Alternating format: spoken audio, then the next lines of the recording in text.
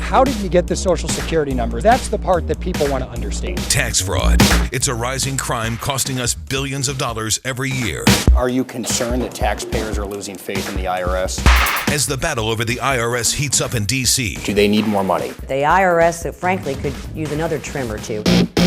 News 4 is taking a stand against tax cheats, watching out for your hard-earned money. We've done everything right, and it still happened. It could happen to anyone. They say there are two certainties in life, death and taxes. You can now add a third. At some point, someone is going to steal your identity. Criminals are now expected to steal more than $20 billion in bogus tax refunds from hardworking Americans in 2016.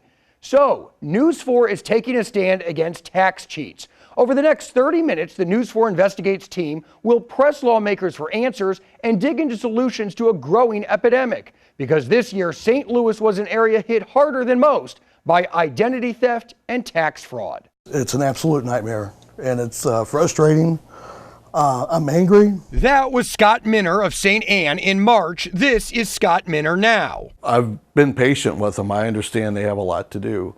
But this is March. Now this is November. Now you're back here again. Nearly 9 months after filing, he still doesn't have his refund. Like many Americans, Scott and his wife were the victims of ruthless identity thieves that filed their returns on their behalf. Straightening out the mess, at the time, nearly impossible. Has it been easy to get a hold of people at the IRS? Not at all. It's almost impossible.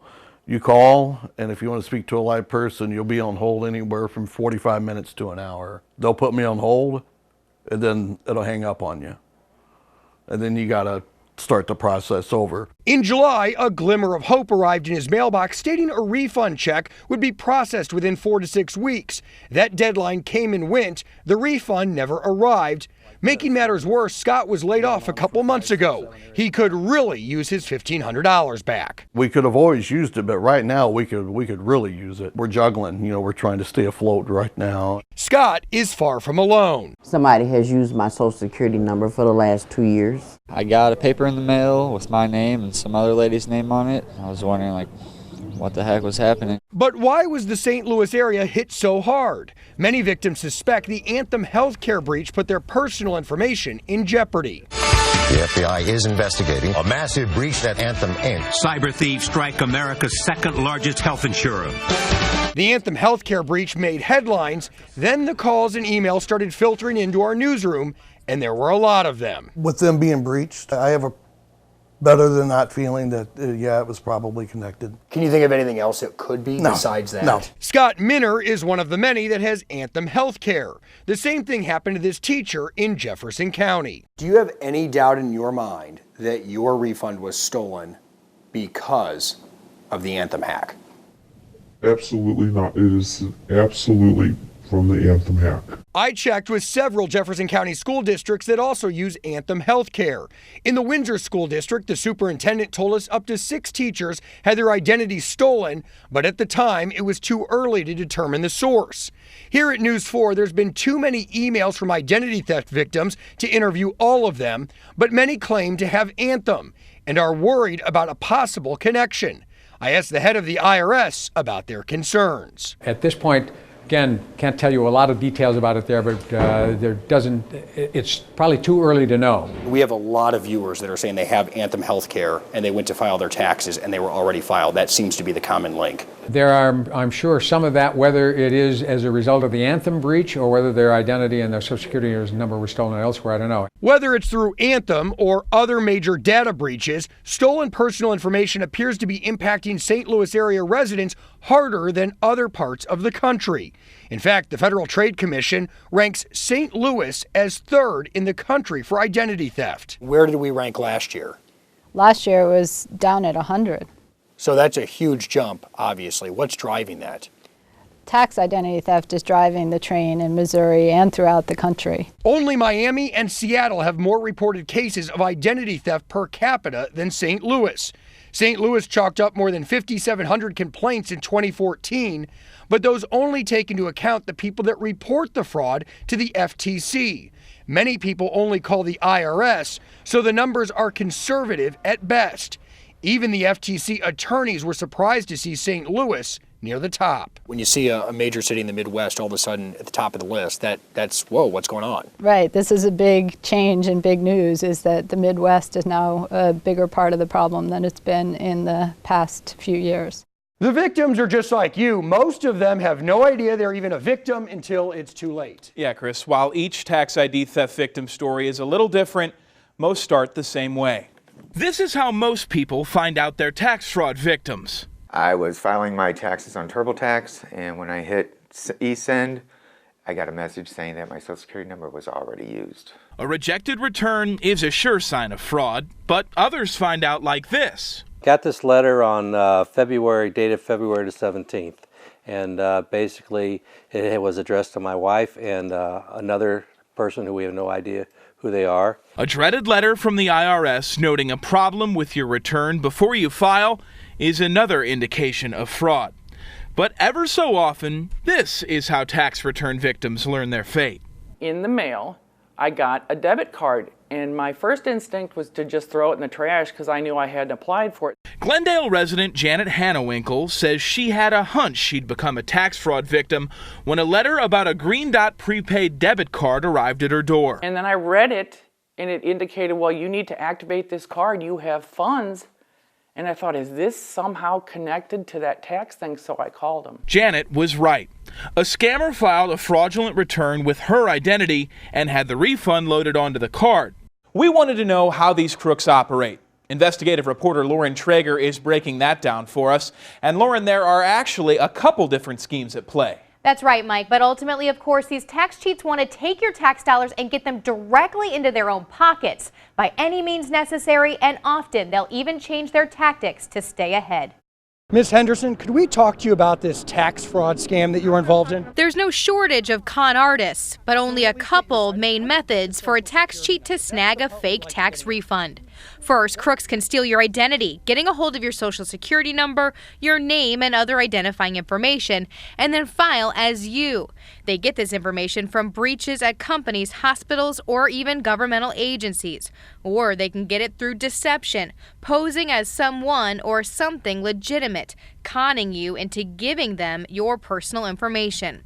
In this method, with your info in hand, the bad guys file a return and collect a refund from the IRS for themselves, often early in the year before you even know your identity has been stolen. Steve Wigginton says it's Americans' rush to get their refunds that can make matters worse. We pay first, whether the tax return is good or fraudulent, and then later on we learn that it's fraudulent, and then we have to chase the individual down.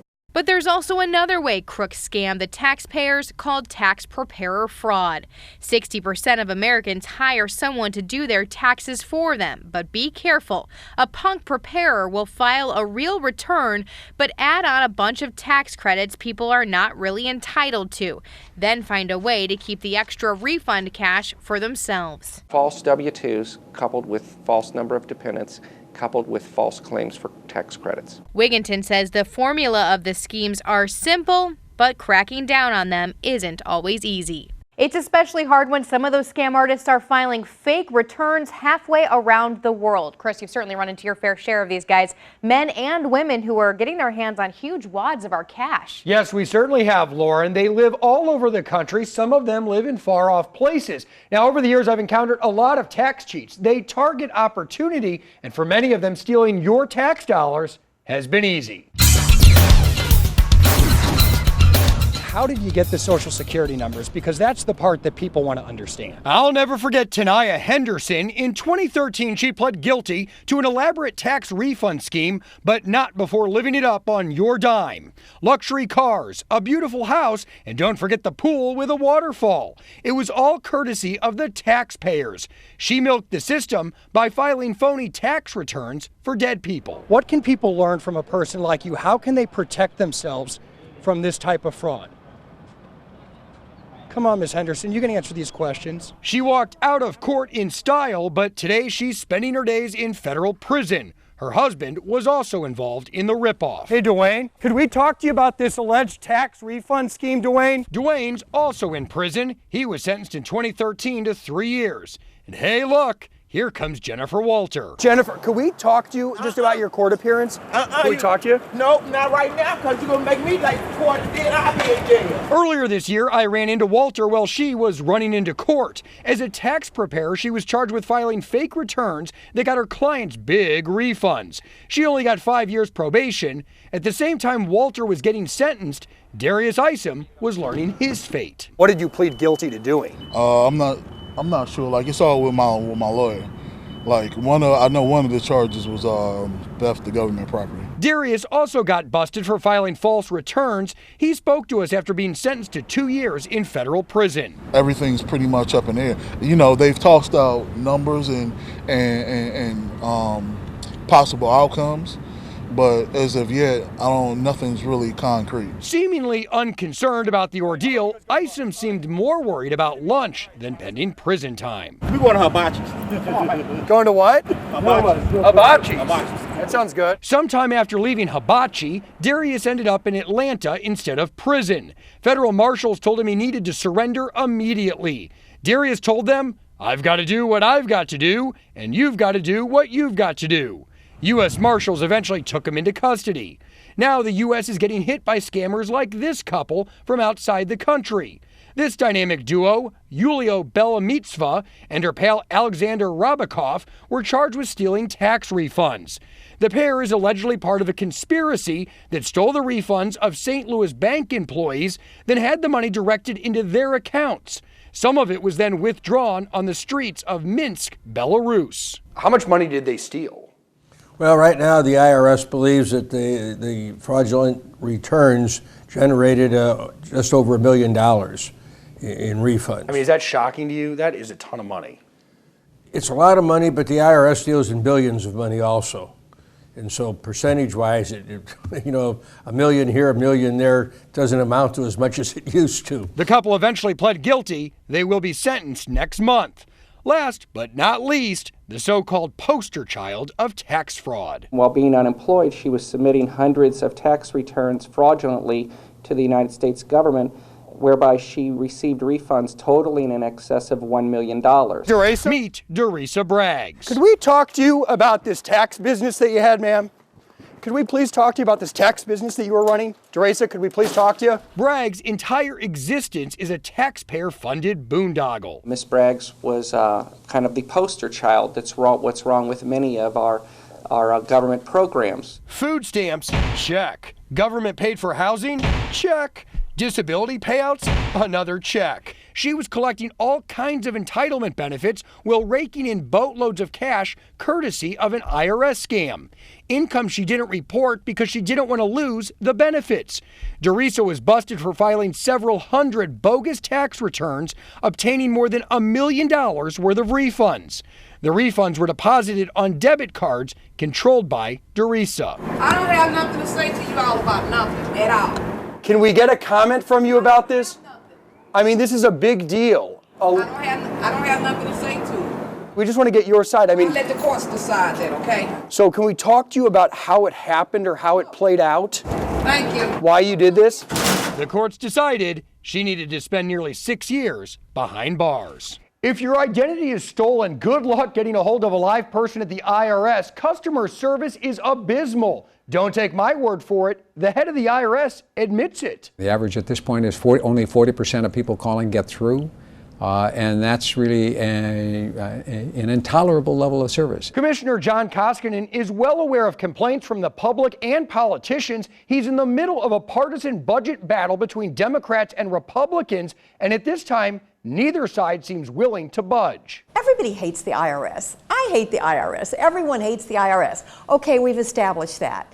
Now, let's fund the agency so it can provide customer service to the taxpayers who deserve to have their phone calls answered. I think the IRS, like any other federal agency, has to become more efficient and leaner. This is an $11 billion funded agency, $11 billion. The majority in the House and the Senate hate the Internal Revenue Service like the devil hates holy water. In reality, failure isn't an option for America's largest collection agency. No question the IRS is massive. It's also a political hot potato. Its budget has been slashed for the past 5 years. Commissioner John Koskinen is asking lawmakers for $12.9 billion, but that amount is unlikely. Its current budget hovers around $10.9 billion. On Capitol Hill, John Koskinen faces an uphill battle. Nobody likes the IRS. Nobody likes you guys. I'm not sure anybody loves to pay taxes or loves tax collectors. As commissioner, he's made his plea for more money in front of congressional committees. When you cut the budget, you're tying our hands and, in effect, helping the criminals who are, in fact, trying to abuse taxpayers. Because I'm asserting my right not to testify, I know that some people will assume that I've done something wrong. I have not. Scandals within the IRS do not help his cause with lawmakers. Both Democrats and Republicans agree the IRS is facing major challenges, but both sides disagree on the solution. So if he says he needs more money for better customer service, you're not buying it? I'm saying he needs to work with the resources that he has, $11 billion in resources, and get his priorities straight. Does the IRS need more money? Well, I guess it depends on whether or not people want to wait on hold for 8 hours to talk to someone or get the courtesy hang-up. The IRS spends the majority of its budget in 3 key areas: taxpayer services, operations support, and enforcement, which gets the biggest chunk of money. Koskinen says Congress continues to cut his budget and at the same time keeps adding to the agency's workload. We have significantly increased requirements with the Affordable Care Act, the Foreign Account Tax Compliance Act, the ABLE Act, the Health Coverage Tax Act, all of which have been responsibilities given to us without appropriate funding. And as we have more to do and we have fewer resources, even though we have an obligation to be as efficient as we can, there comes a point at which you're going to end up doing less because you've got less. But there's not a lot of sympathy from Republicans who cite examples of waste. I just look at some of the fraud and abuse here, and I'll tell you, just Senator Orrin Hatch just earlier this year talked about them spending $4.3 million on public opinion polling. I'll tell you what, anecdotally, I don't think the IRS needs a public opinion poll to know what the American people think of them.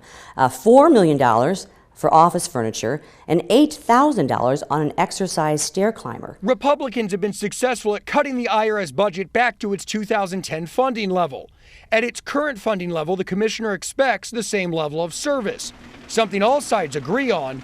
That level of service is terrible. What's the biggest complaint about the IRS? They get no service whatsoever. So far, the response I've received from Commissioner Koskinen has been very poor and very uncustomer service friendly, not worrying at all about my constituents. It's time for people to realize that taking cheap shots at the IRS for political purposes does not get them better customer service.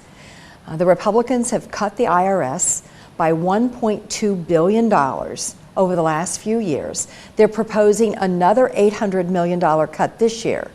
That is thousands of IRS employees that are no longer there to answer the phone for the taxpayers that deserve service. People say, well, you ought to be able to do something with $11 billion. We process 150 million individual tax returns a year.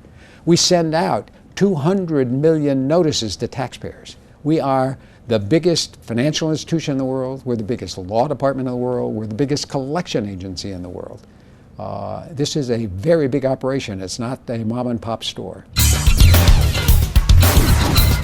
We've taken you through how the scammers are stealing your identity and the battle in Washington. But what about when you first find out a tax cheat has filed a fake return with your name and social security number? Yeah, Chris, it can seem daunting, so I broke down what you need to know. What's our next step? Where do we need to go? Do we need to get a new social security number for her? Let's face it, identity theft is frightening and can be overwhelming. So what should you do? Well, here's the official advice from the IRS. First, file an identity theft report with your local police department. You'll need this when you contact your bank and credit card companies. Next, you should file a complaint with the Federal Trade Commission. And finally, contact one of the 3 major credit bureaus to put a fraud alert on your account.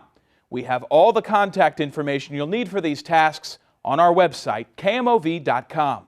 Remember, the feds say to get that police report, But during our extensive tax cheats coverage in the spring, we heard from viewers in the city of St. Louis who said the St. Louis Police Department wouldn't take a report. I called 3 different times and spoke to 3 different detectives. They were very polite, but they wouldn't do it. To be honest, at this point we were thinking there must be some misunderstanding. So we contacted the police.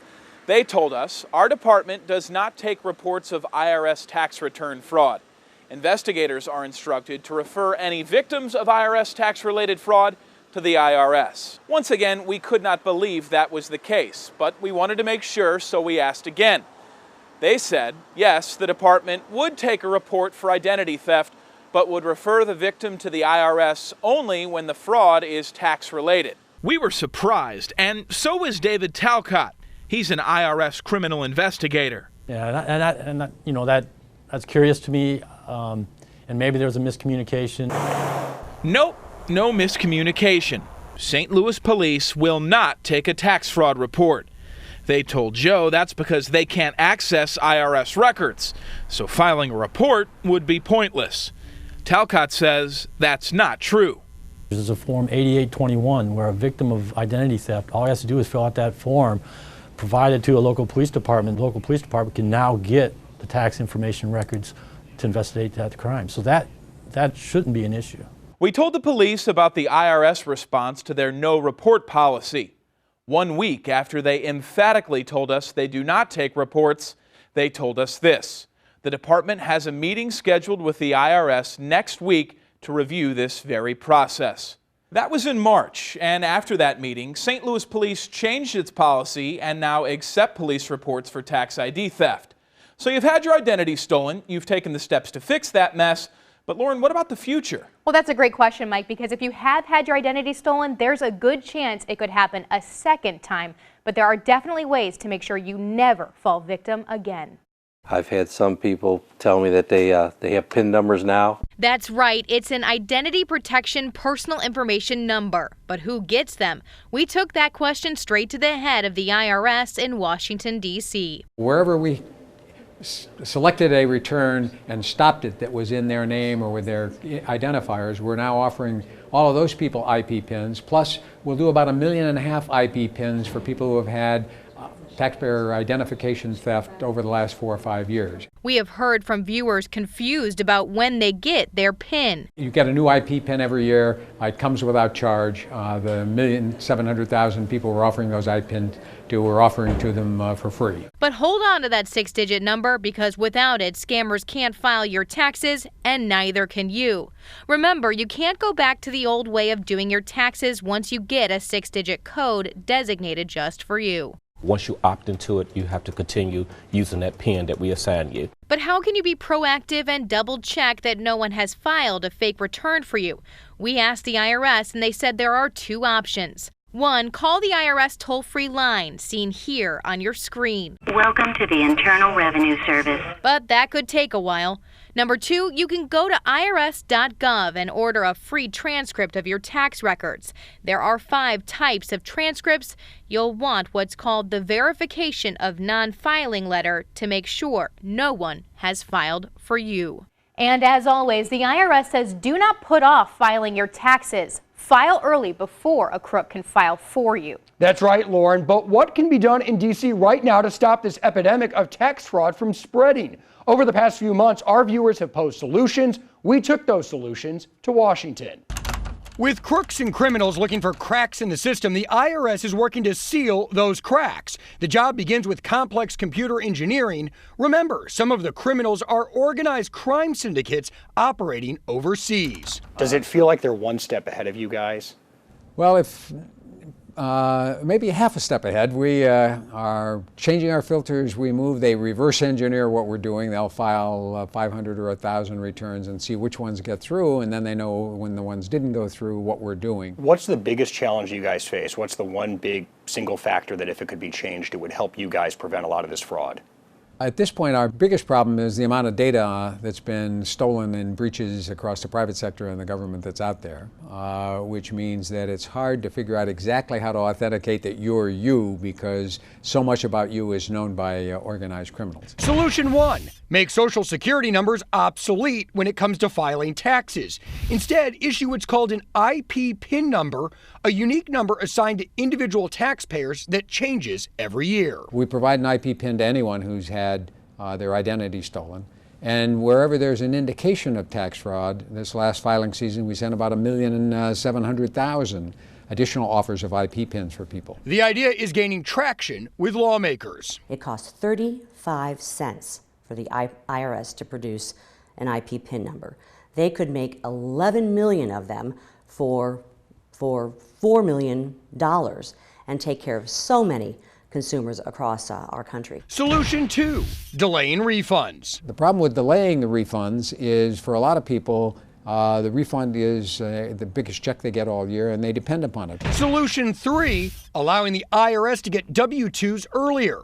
You get yours in January, but businesses don't have to report them to the IRS until March, which means many refunds are paid out before the IRS ever sees those forms. We've asked Congress for that authority. It takes legislation. We've gotten a lot of support on the Hill, and my hope is before the year is out, in the last work of the Congress, that they'll give us that authority to get the W-2s earlier. Do you think that would cut back on the fraud big time? I think it would cut back significantly on the fraud. Solution 4, comparing this year's return with last year's return. The suggestion is a good one that we've been using for some time, and that is there something very different in this year's return from last year's return? And that's what our filters pick up. Solution 5, allowing the IRS to partner with individual states working as a team to report and detect patterns of fraud. For the first time, that's about to happen. Missouri Department of Revenue is a partner with us, and we're going to exchange information more quickly and effectively with them. And Solution 6, prosecuting the bad guys to send a clear message. Judging by the number of people we have encountered walking out of federal courthouses, that idea continues to gain traction. Thanks for joining us for this in-depth look at tax fraud in our area. Have you been a victim? Email us at taxcheats@KMOV.com. And we have links to resources so you can protect yourself right now on our website, KMOV.com. And of course, we will continue to track this rising crime trend as tax season gets closer. These are your hard-earned tax dollars. We're going to be keeping a watchful eye. Thanks for joining us tonight. We'll see you back here for News 4 at 10 o'clock.